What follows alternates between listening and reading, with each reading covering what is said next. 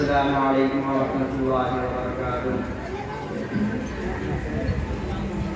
نحمده ونصلي على رسوله الكريم، أما بعد، وقد قال الله تبارك وتعالى في القرآن المجيد: أعوذ بالله من الشيطان الرجيم، بسم الله الرحمن الرحيم۔ اڑائیں کچھ ورق ڈالا دے، کچھ بلبل نے، کچھ گل نے، چمن میں ہر طرف بکھری ہوئی ہے داستاں میری۔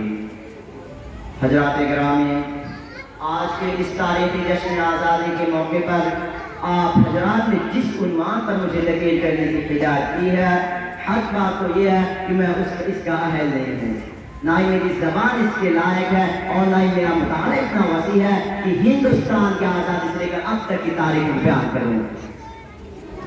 تاہم آج کی اس قومی یادگار کے دن، جبکہ ہندوستان کے گوشے گوشے میں مختلف تنظیموں، اداروں، اسکولوں اور کالجوں میں غیر معمولی دھوم دھام سے آزادی کا 76واں جشن منایا جا رہا ہے، غلامی ہندوستان کی داستاں اور آزادی کی کہانیاں سنائی جا رہی ہے، مجاہدین آزادی کو خراج تحسین پیش کیا جا رہا ہے، ایسے وقت میں ہمیں بھی ایک طرف اپنے اسلاف کی قربانیاں یاد آتی ہے تو دعائے مغفرت کے یہ ہاتھ سے دفن ہو جاتے ہیں۔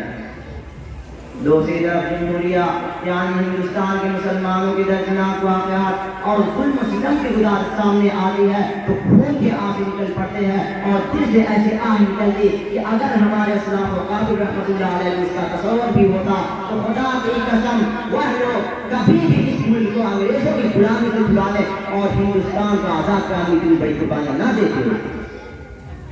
اگر انہیں یہ معلوم ہوتا کہ اس ہندوستان میں مسلمانوں کا ایسا دن بھی آئے گا جبکہ مسلمان آزادی کی جگہ انگریزوں کی غلامی کو پسند کریں گے تو وہ شمشیر پر بنا دے کر میدان جہاد نہ نکلتے۔ انہیں کیا معلوم تھا کہ جس ہندوستان کی آزادی کے لیے شاہ ملی کے میدان میں علماء دیوبند توپوں کے نشانے بنے ہیں، انہیں کیا معلوم تھا کہ جس ہندوستان کی آزادی کے لیے بالا کوٹ کی پہاڑی پر سید احمد شہید اور شاہ اسماعیل شہید نے جان دی ہے؟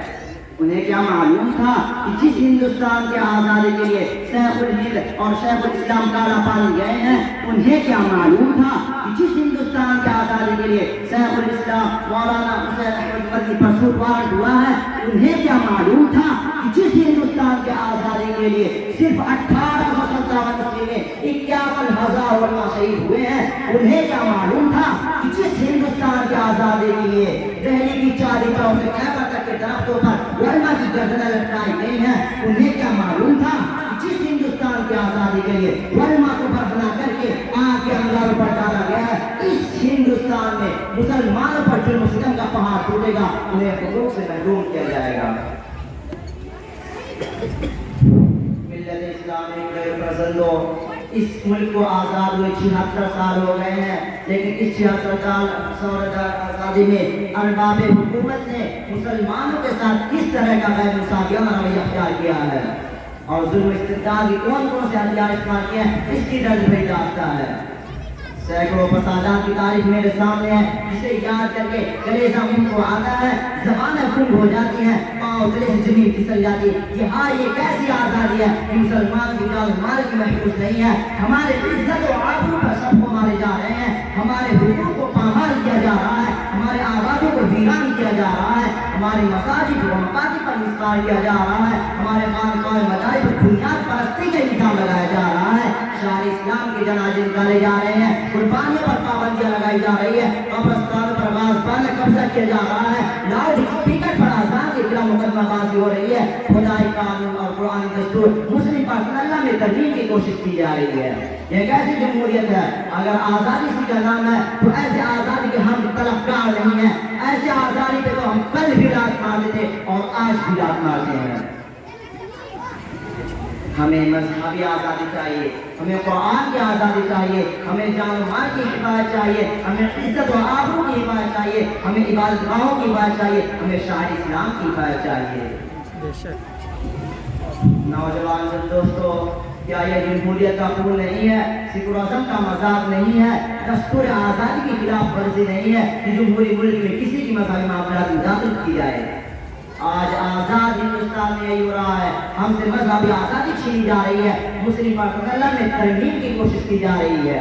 یہ کیسی جمہوریت ہے؟ اگر آزادی اسی کا نام ہے، آزادی سے ہوتا ہے آزادی ہم مسلم پارلیمنٹ کی ترمیم کی کوشش کی جا رہی ہے۔ ہم حکومت کے ایوانوں تک کی آواز پہنچا دینا چاہتے ہیں اور ارباب اقتدار کو آگاہ کر دیتے ہیں کہ مسلمان سب کچھ برداشت کر سکتے مگر مسلم پارلیمنٹ میں دھرنا براؤ داخل برداشت نہیں کر سکتے۔ ہم اپنے جانوں کی بھیٹ چڑھا دیں گے مگر اٹل فدائی قانون اور قرآن دستور مسلم پارلیمنٹ میں اس مداخلت نہیں ہونے دیں گے۔ زمین پھٹ سکتی، آسمان ٹوٹ سکتا ہے، سورج بے نور ہو سکتا ہے مگر دستور مسلم پارلیمنٹ بدل نہیں سکتا۔ ہے قول محمد قول خدا، محمد قول خدا، فرمان نہ بدلا جائے گا، بدلے گا زمانہ لاکھ مگر قرآن نہ بدلا جائے گا۔ نوجوان بیارو، یہ ایک ناقابل مقابلہ واقعہ ہے کہ ہندوستان کی آزادی کو مسلمانوں نے سرفراز کیا تھا، مسلمانوں کی قربانی کا صلہ تھا کہ آج ہمارا ملک آزاد ہے اور آزادی کی گل جبلی منائی جا رہی ہے۔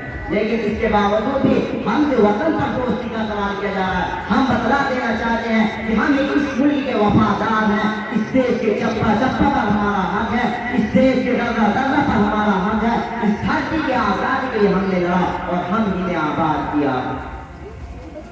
جب گلستان حقوق کی ضرورت پڑی، جب گلستان حقوق کی ضرورت پڑی، سب سے پہلے ہماری گردن کٹی، پھر بھی کہتے ہیں ہم سے اب یہ اہل چمن، یہ چمن ہے ہمارا تمہارا نہیں۔ دوستوں، آج ہماری تاریخ مٹانے کی کوشش کی جا رہی ہے۔ جنگ آزادی کی تاریخ سے مسلمانوں کے ناموں کو نکالا جا رہا ہے، ہمارے کارناموں کو بلایا جا رہا ہے اور ستم بارہ ستم ہم سے یہ سوال کیا کہ تم نے ہندوستان کو کیا دیا؟ اے محبان وطن، جاؤ ہمالیہ کی بلندی سے پوچھو، گنگا کی گہرائی سے پوچھو، سرزمین ہند کی شادابی سے پوچھو، ہندوستان کے صحراؤں سے پوچھو، آسمانوں کے تاروں سے پوچھو، یہ سب کے سب تمہیں بتلائیں گے کہ ہم نے ہندوستان کو کیا کیا دیا۔ یہ سب کے سب ہماری عظمت کے گواہ ہیں۔ ہندوستان کا چپا چپا ہی پر شاہد ہے۔ بتاؤ ہندوستان کو قطب مینار کی بلندی کس نے دی؟ جامع مسجد کی پرشکوہ عمارت کس نے دی؟ لال قلعے کی عظمت کس نے دی؟ تاج محل کی رانائی کس نے دی؟ 100 بار سوارا ہے ہم نے، 100 بار سوارا ہے ہم نے، اس ملک کے گیسے پر ہم کو یہ اہل دنوں بتلائیں گے کیا ہم نے دیا ہے عالم کو۔